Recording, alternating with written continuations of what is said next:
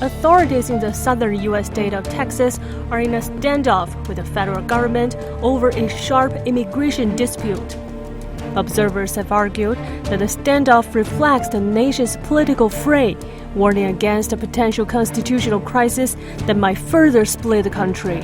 Immigration, one of the most politically divisive and complex matters in the United States, is emerging as a top issue in the 2024 election. As the primary season for the 2024 U.S. presidential election gets underway, a recent opinion poll showed that immigration is a top policy concern for American voters.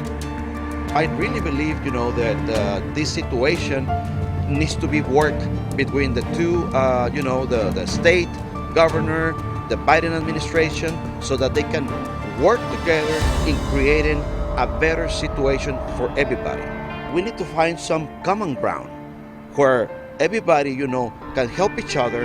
I think the immigration issue is going to come up, in the coming elections. I don't have any doubt about that.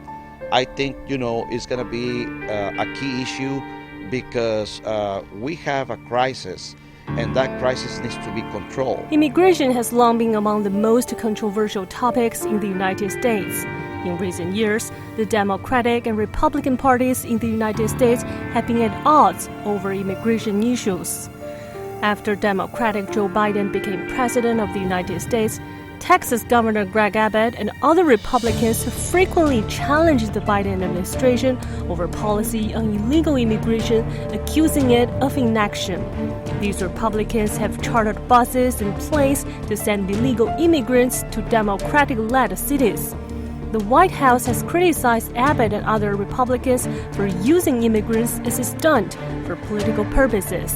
The Texas authorities disagreed with the federal government regarding border law enforcement, and the case was taken to the U.S. Supreme Court. Earlier last week, the U.S. Supreme Court ruled that Texas cannot block Border Patrol agents from cutting the razor wires set by Texas along the U.S.-Mexico border as part of the state's response to a crisis at the border. Abbott has refused to obey the ruling, with the Texas National Guard continuing to roll out razor wires along the border. Abbott said the Constitution had granted Texas the right to defend and protect itself, and that Biden had failed to fulfill his duty to secure the U.S. border by allowing millions of immigrants to enter the country illegally from the southern border. The standoff between Texas and the federal government has further aggravated the partisan divide in the United States. Last week, 25 other GOP governors released a joint statement in support of Abbott and Texas' constitutional right to self-defense. The Texas National Guard and state troopers are still rolling out a concertina wire and preventing Border Patrol agents from accessing most of Shelby Park, a 47-acre Eagle Pass park along the Rio Grande, where thousands of migrants have crossed.